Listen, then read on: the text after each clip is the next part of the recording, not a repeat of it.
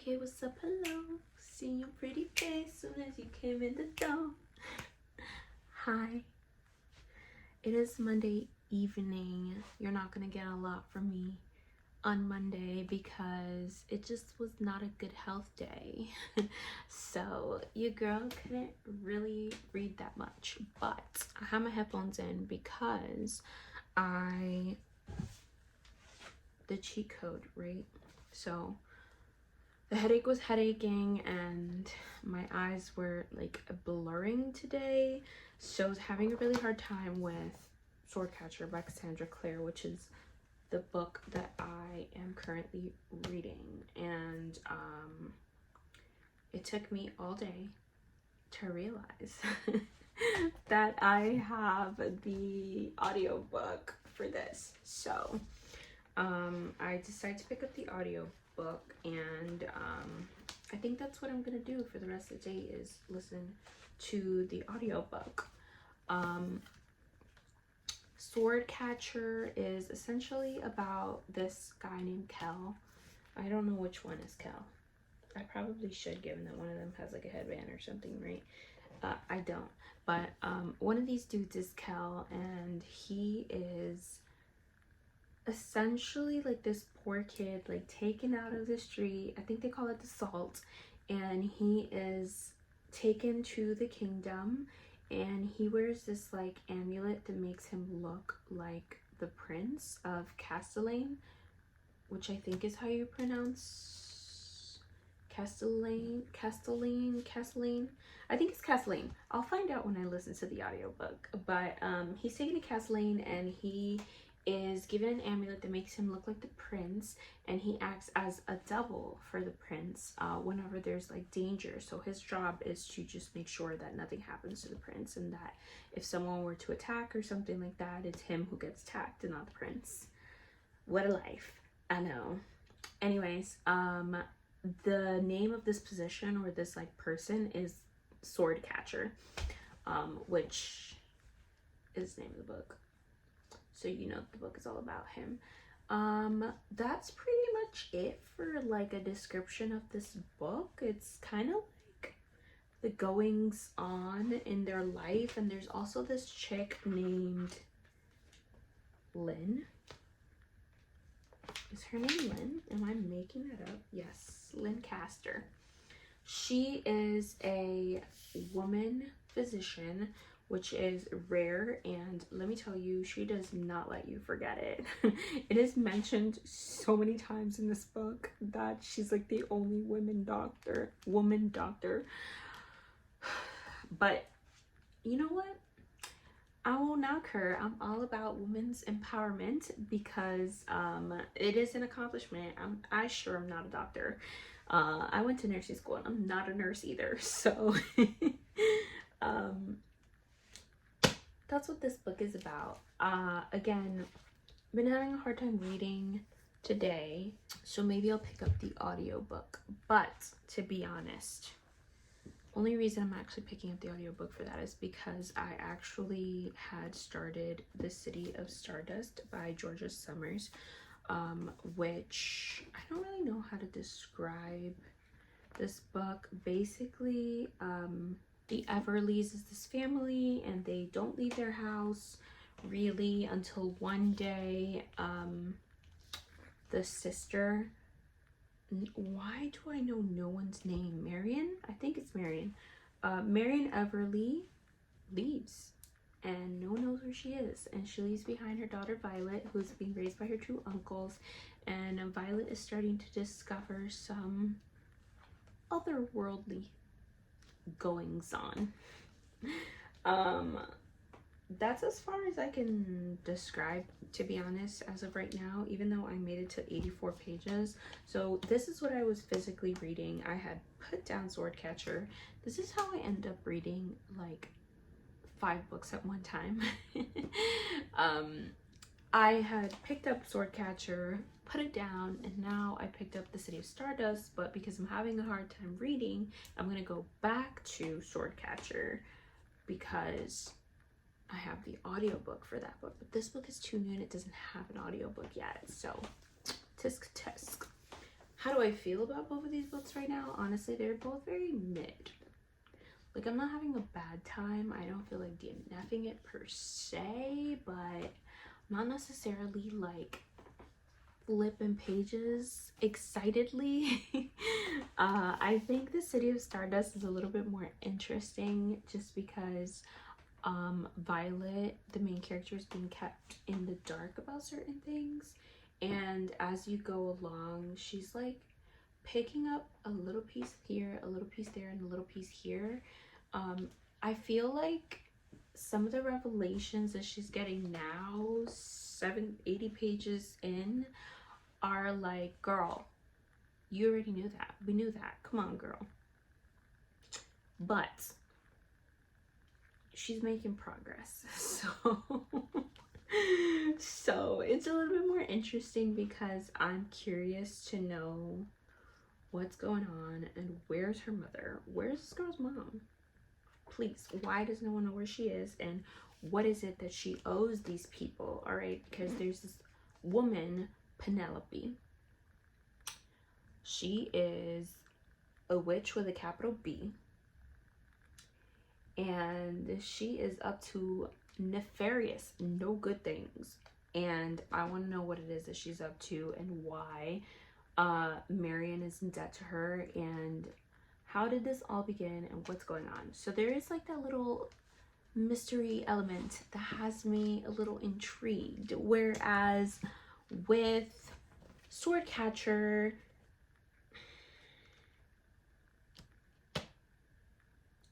there's not really like something that I'm like waiting to like see, find out, etc, etc. Like, this is more like just vibes, I guess. I'm a little intrigued by the book. I like the world. There's these things called the crawlers that in my head I'm picturing in a very spooky way. Okay, I'm done now. I'm gonna listen to this audiobook. I'm going to sip my chocolate milk. Yes, straight out of the thing because it's almost done. So I didn't feel like dirtying a cup for like a carton that I'm about to drink like 2 sips out of. But this is Trader Joe's non-dairy chocolate oat beverage. Not sponsored. But it is really good. It's kind of thick, like it's very rich. I think it's because the oat milk is very rich, and then like the whatever chocolate, it's made with cocoa. So cocoa? I'm questioning all of English today.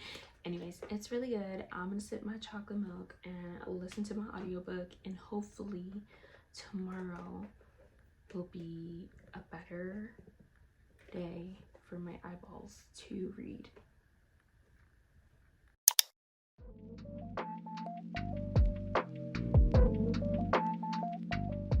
I don't know why, but every time I put the camera here, I feel like it's out of focus. Anyways, it is Tuesday. I am feeling much better today. I read in bed this morning. I actually started a new book because I realized that I'm in my romance era and I'm just gonna embrace it. Why force myself to hate a book that I may like later when I can love a book now? This is Bride by Ali Hazelwood, which I also bought the special edition of, and I think it's coming pretty soon. But once again, I convinced myself to get the paperback and read it before it came so that my TBR wouldn't go up. Book math at its prime lately. Anyways, this is about a girl named Misery Lark who is a vampire and gets into an arranged marriage with Lo Moreland, who's a werewolf. Vampires, werewolves, and humans, they don't like each other, and so in order to create peace, because basically the vampires, they're almost going extinct, but they've had this long-standing like agreement with the humans, and because humans have a large population because they breed really easily. I guess there's like safety in numbers, right? So like vampires are very few, but they're a little bit more powerful than humans. Humans are like the weakest, but they have numbers. And then werewolves, they're kind of like strong and fast, but they don't have as many as the humans. So the vampires usually have an alliance with the humans. However, that falls through. They don't have one anymore. So in order to make an alliance with the werewolves, they marry Misery over to the alpha werewolf. And that's kind of like a fail-safe of like, you know, you harm her, it's war.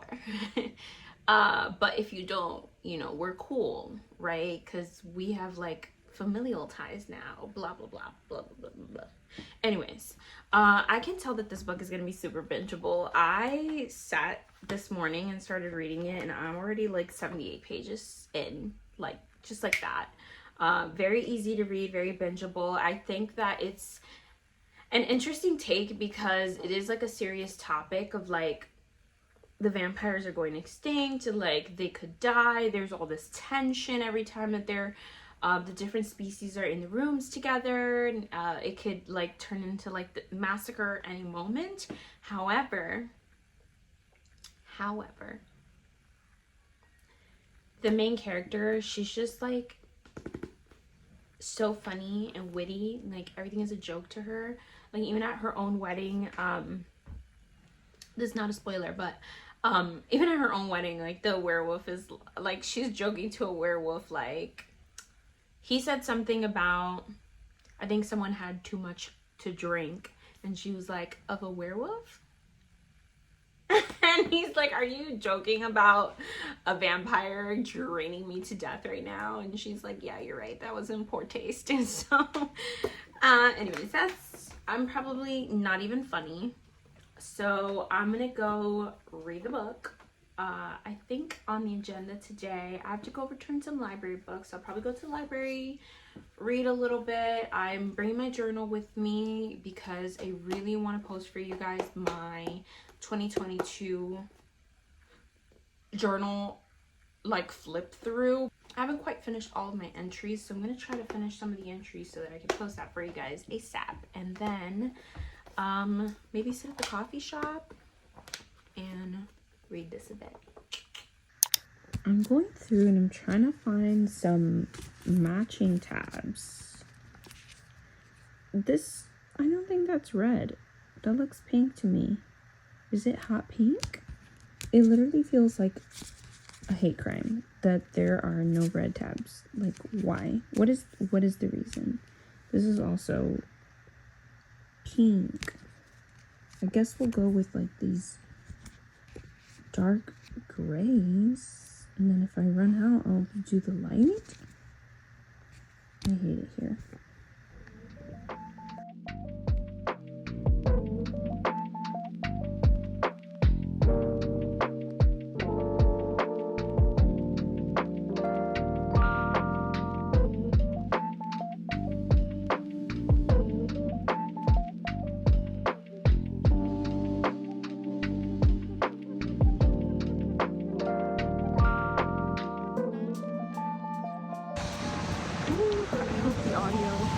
Isn't crazy because it is so cold.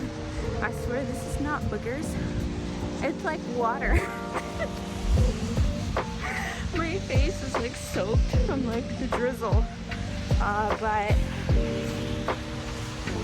I went to the coffee shop, I sat down, had a mocha latte. They didn't have skim milk, which is usually my order, mocha latte with skim milk. I only ever order that at this specific coffee shop that I go to. Anywhere else, my order is usually a caramel latte with skim milk, but anyways, oat milk tastes, it like changes the taste a little bit of the drink. I do like it. It just makes it like a little thicker, I feel like. And like, which is interesting because I've tried almond milk before, and I feel like almond milk gives it like a nutty flavor completely changes the flavor, whereas like oat milk, it changes more of like the texture. But anyways, I'm ranting. And I am now walking to the library, having a great time with Bride. This book is absolutely hilarious. I'm kind of not looking forward to something that I heard about called nodding. I don't know what it is per se, but I know I usually don't enjoy spice in books, and the fact that it's a werewolf and they're like kind of animalistic and they're already talking about mates, it just makes me uncomfy. But the book is freaking hilarious. I'm having such a good time. The main, what do you call the main werewolf? An alpha. The alpha has this little sister named Anna, and let me tell you, I'm obsessed with her. She is the cutest little freaking thing. She just says whatever she wants, and like, I love when the kids are innocent like that, where it's just like they just say whatever's on their brain, and sometimes it's insulting, but like they don't realize it's insulting. And it's so funny.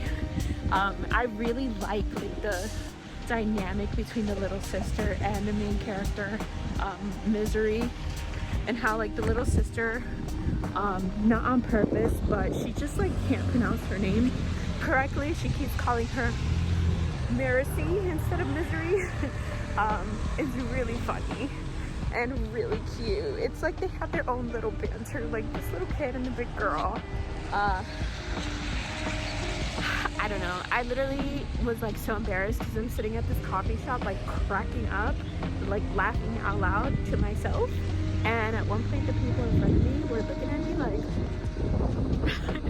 but all right, just got to the library and I'll have some more updates for you soon, hopefully.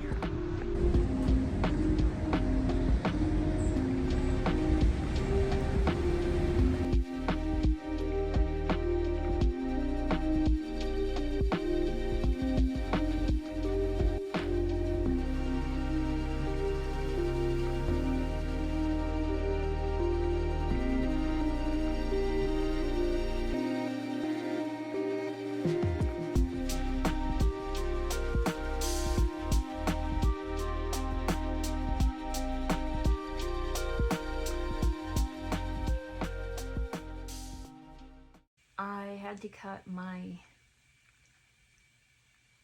I want to call it a rendezvous, but I'm not meeting up with anyone, so it's not a rendezvous, but I had to cut my trip short because I just suddenly felt very ill, and I feel better after taking a little walk back home in like the fresh air, even though it's like raining. But something about the rain has just been so peaceful to me lately. I mean, I've always liked rain, but lately I've just been like really loving it, loving getting caught in it, and like, I don't know, it just feels so peaceful. But I'm home now, so that was short-lived. But I just continue to love Bride. First of all, the main character, the way that she just says whatever is on her mind, I think is hilarious. I just think it's like really funny, like the way that her mind works, and then like she doesn't keep it to herself. Like she almost has like no filter, which is, I think, why her relationship with the little girl, Liliana or Anna, is just immaculate, because they have like little child and adult banter. I don't know, there's something like sweet and I love it, and I clearly touched my face and then put on this book because I just saw a smudge of makeup. That's annoying. So yeah, I think the one thing that I was kind of missing though is because it's supposed to be a romance novel, I was expecting a little bit more of like the relationship between her and Lo, but I'm like almost 150 pages in, and I think now is when they're finally starting to build a relationship. Like at first he was kind of away for a while and like just ignoring her, and I think like her building the relationship with the little girl kind of is what softened him. But I kind of like that because I feel like it almost made it a little bit more realistic. Like, why would they off the rip like each other when they're supposed to be different species and they're supposed to like have this like contentious, like untrusting relationship? You know what I mean? In case you're wondering what it is that I'm unboxing, it is my Illumicrate special editions of Percy Jackson series. I'm trying to find the first one. Here we go. I think the Lightning Thief. I've never read them before. I'm going to read them for the first time together with my friends. But I thought I would just unbox them real quick, and then I'm gonna take a little nappy and hope that I feel better and can continue with this book, because right now I don't think I can read anymore.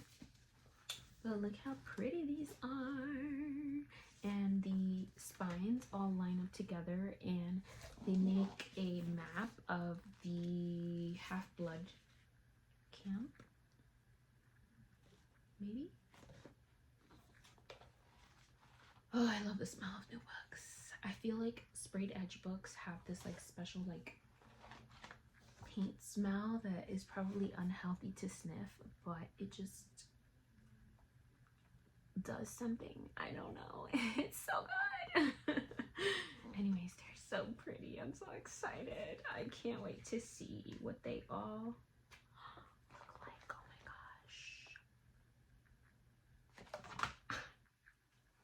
All right, y'all. I'm just gonna take my time and open these, and maybe you'll get some B-roll if I'm feeling generous and y'all want to look at them, because I would want to look at them. They're so pretty.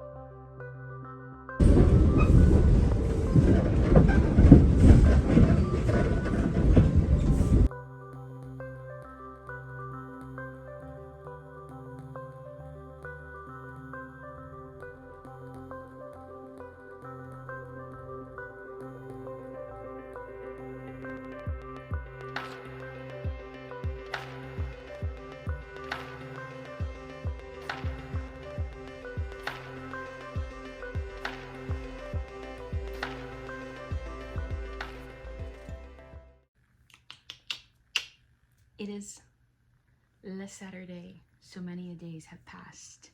And yes, I have been reading though. So, quick rundown of the rest of the week.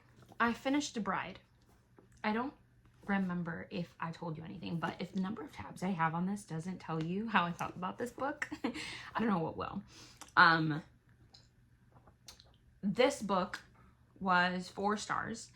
I couldn't give it 5 stars because just like all of the animal stuff was just too strange to me. Well, I don't know, spice, like, it just makes me a little uncomfy. But animal spice, it just really makes me uncomfy. So I cannot give this book more than 4 stars because I don't think nodding is something I ever want to experience again. No, that's go off, queens, but couldn't be me. Anyways, I thought this book was really freaking funny. What no one tells you is that this book is not even just good for the romance, but also just for like the found family vibes, because I don't want to like give too much away, but basically Misery, the main character, she just doesn't really feel at home anywhere. She has kind of been away from the vampires as a sacrifice to them because she loves them. And I guess she doesn't really like realize that. but it kind of separates her from them because she doesn't really spend a lot of time around the people that she loves. So she feels a little bit alienated by that, but then she is living in the mortal world, and she's not quite at home there either, even though she has lived there her entire life, because she's not a human, she's a vampire. So she's like an other amongst all these humans. And then of course she goes into this arranged marriage situation with a werewolf, and now she has to live as the only vampire among werewolves. And it's just interesting to hear her talk about and go through just kind of always feeling like othered and just like not connecting anywhere that she has lived. So it's just really beautiful all around, really good themes in this book. To be honest, like, the romance was good, I liked it, but it was almost like my least favorite thing in this book because everything else was so good. I lied to you, my least favorite thing is the spice, but second to last. As you can tell by my lack of filming, I was not really like feeling the greatest, so I spent a lot of time laying in the dark listening to the audiobook of Swordcatcher, and I was able to finish it, but I just almost don't even want to talk about this book because I just was so not interested.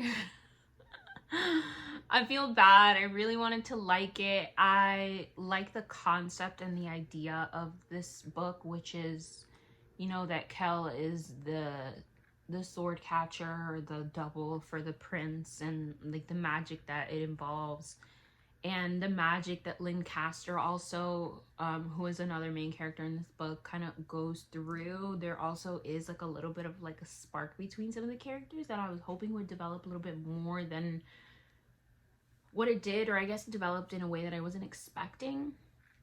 I just felt that there were very few moments in this book where I was actually like pulled in and interested in what was going on, and I can't really explain why. I am chaotic enough though, because this is the first book in a series. Here's a one. I mean, this is a series. I'm chaotic enough that if the next book is this pretty, because this is Gorgiana, I might get it. Whoa, to Lulu. But it's just like, look how pretty this book is. Hello. Oh, it's gorgeous. Okay, moving on from that, I then picked up, never mentioned to you, never spoke about it, but The 7-Year Slip by Ashley Poston. I picked up this book because so many people are talking about it. So many people talk about how good it is, and I came to this book with my tabs ready to go, and I'm 100 pages in. I had nothing to tab. I was so bored. Let me not say bored. It wasn't that I was bored. It's just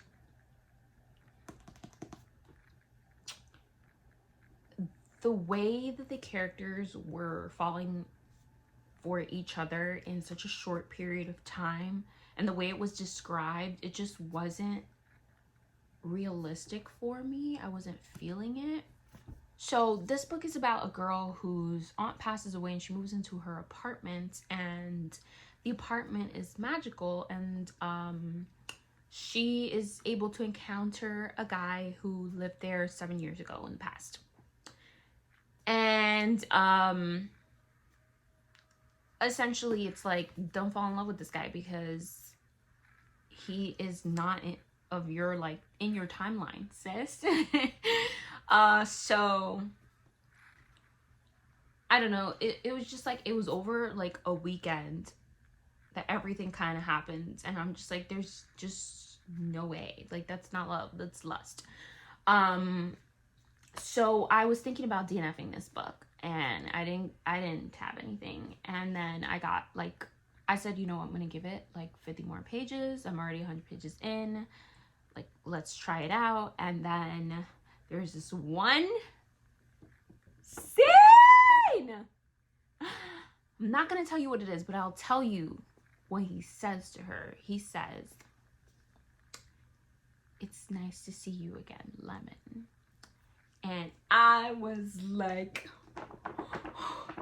oh baby. Man, that scene, that got me.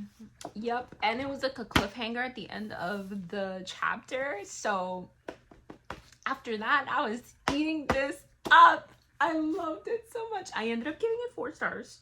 We're gonna ignore the first 100 pages of the book and just pretend it doesn't exist and give it 4 stars.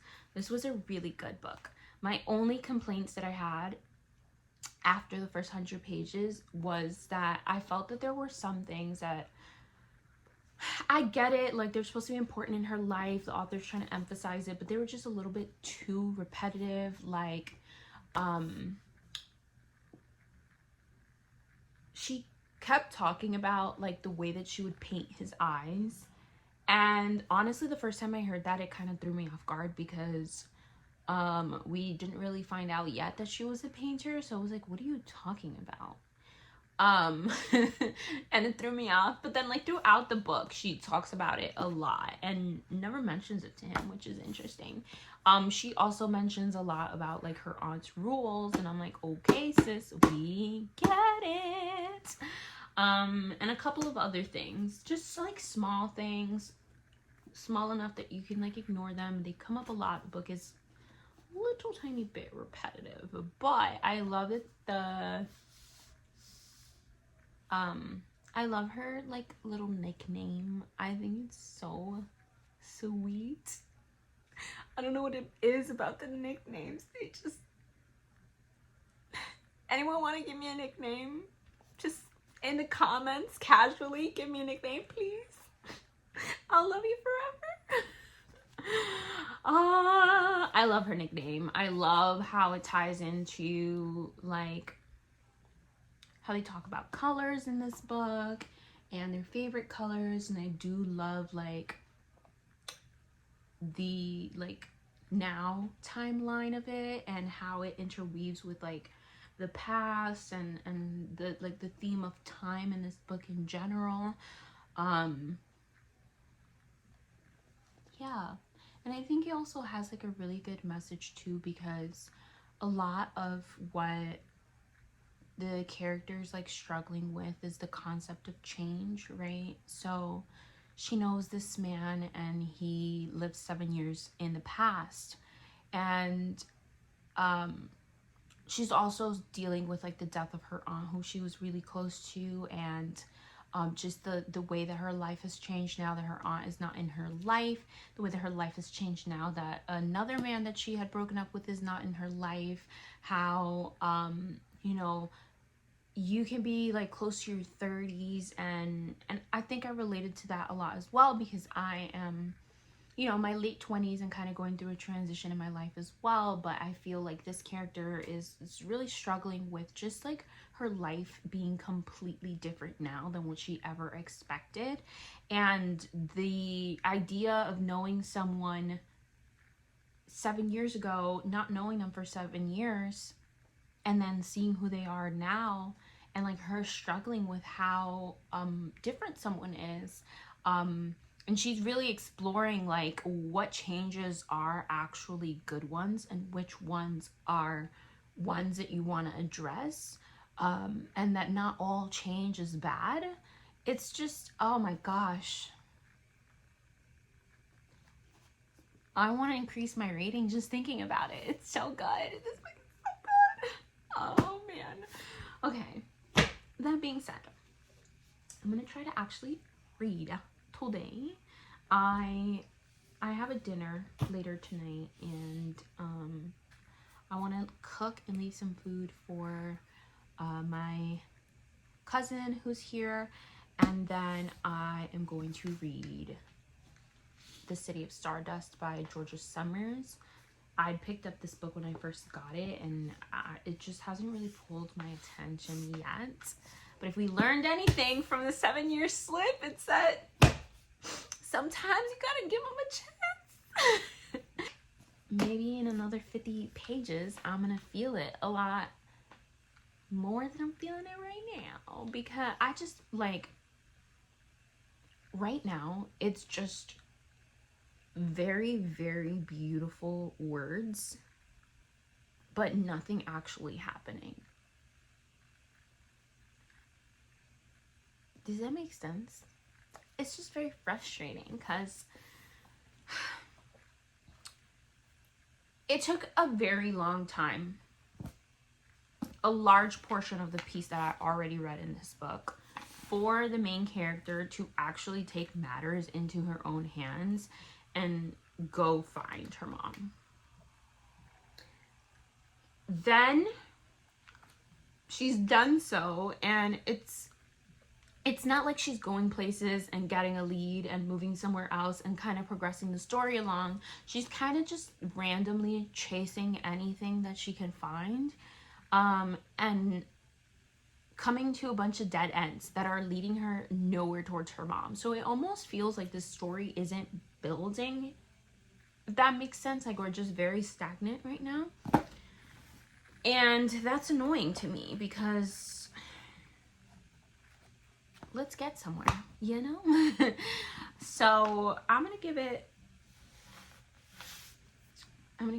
a bit more. Who am I kidding? I'm probably gonna finish the book because 50 more pages, gonna be halfway through the book already. It's only like 300 pages. And I have a problem. We'll see what happens. This has turned into a get ready with me, I guess. Yeah, I'm heading out to dinner, and I am, you know, putting my makeup on, and I thought that I could use this opportunity to kind of chat with y'all about how it's been going with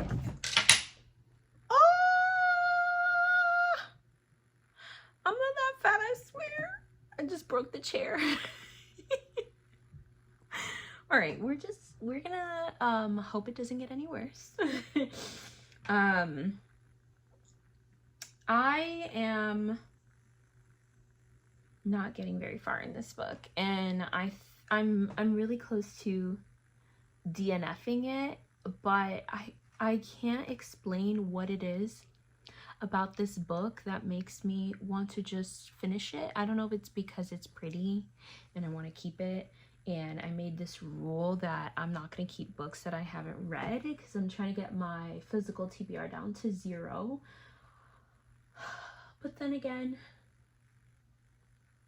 I don't know, I feel like life is too short to be reading books that you're not enjoying, right? I don't know. There's a part of me that like wants to finish the book, right? So there's this one character named Alexander, and he's just trash. He's trash. He goes and hangs out with Violet, and everything seems dandy, and then you find out everything is not dandy and you're a mother flower. You are not nice, sir. So I'm kind of interested to find out and like see obviously like how that's gonna play out between them, especially because I feel like even though he is not nice and not doing nice things, that like she's not aware that he's doing these things. I want to see how that plays out, because even though he's doing all those things, I just have this feeling that he doesn't want to. And I feel like she maybe doesn't like explicitly have a crush per se, but she's just so naive. That's the thing, which maybe in a sense makes her character actually a little bit genius on the author's end, because she's lived a life where she's been oh man, what's the word for enclosed? Sheltered. She lives a sheltered life. She's been like sheltered basically her entire life, living in the house. Like basically they didn't want anyone to know about her existence. So I'm wondering if maybe she's like a little bit naive on purpose, because she's like been sheltered her whole life, and that would make the author very, very smart. I will say that totally unrelated to the book. I kind of want to change my channel to, like, I don't want to do these weekly vlogs. Maybe in the future when like life is a little bit more interesting, but right now everything is just so boring because I am home and I can't really do much, and I also can't really read, and sometimes I have those bad days, you know.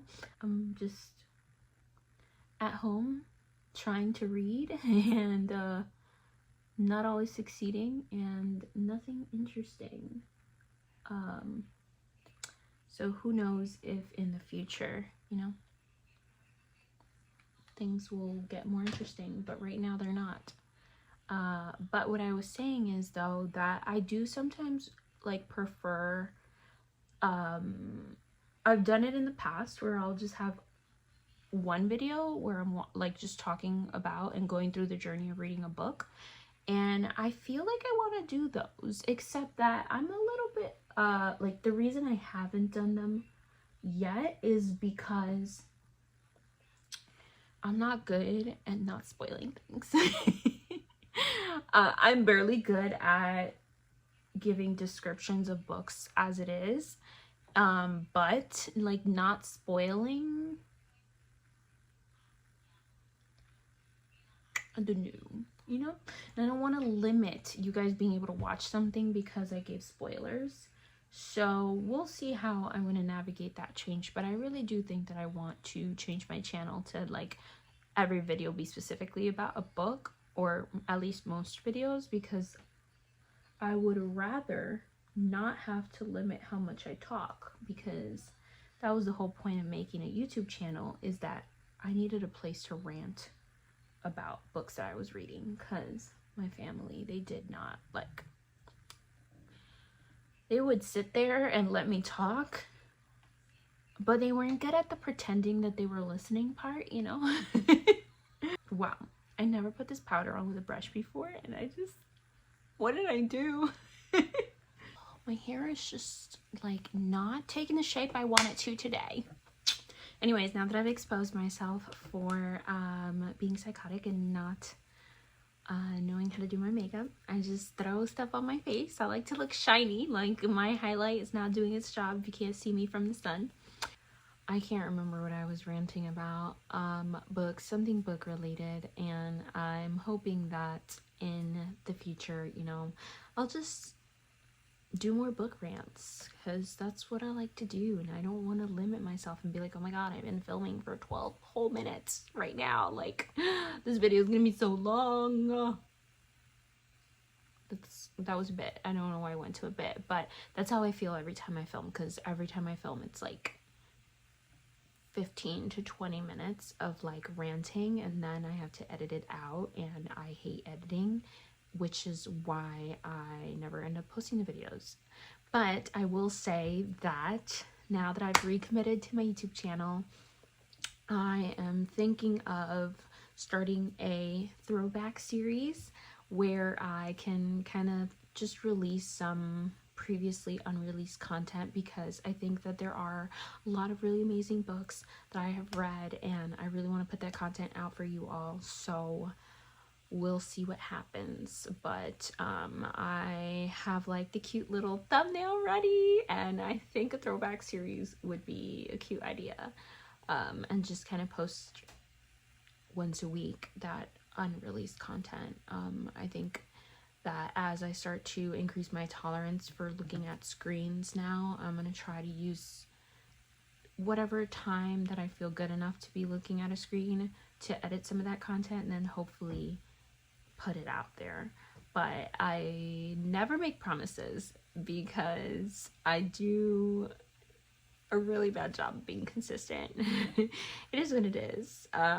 We'll get there one day. Someday. Not today, but one day.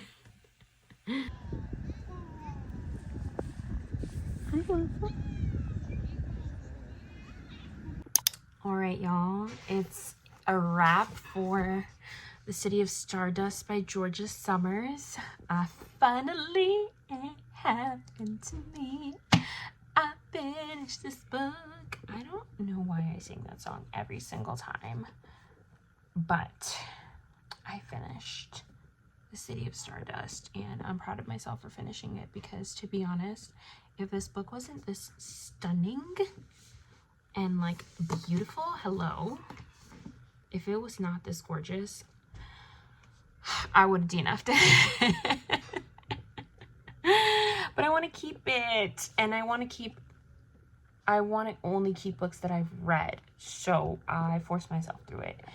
And I know these are self-imposed rules that I decided upon myself, but it's okay. I think reading is fun. What did I think of this book? I thought that the language was very beautiful, but sometimes I feel like it's like a whole bunch of beautiful nothing. Like, you're not really saying much. I found it a little bit difficult to understand as well because of the flowery language, what was actually going on. I felt like she would start she would start the chapter talking about he was doing such and such and such, and I'm like, who are you talking about? Who?